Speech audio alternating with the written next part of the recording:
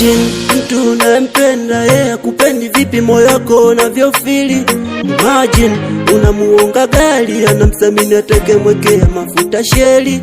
Imagine nampa kila kitu kwa wakati, zaidi ya hapo umpende vipi? Imagine unampa thamani kwenye moyo wako, alafu anakula mshikaji.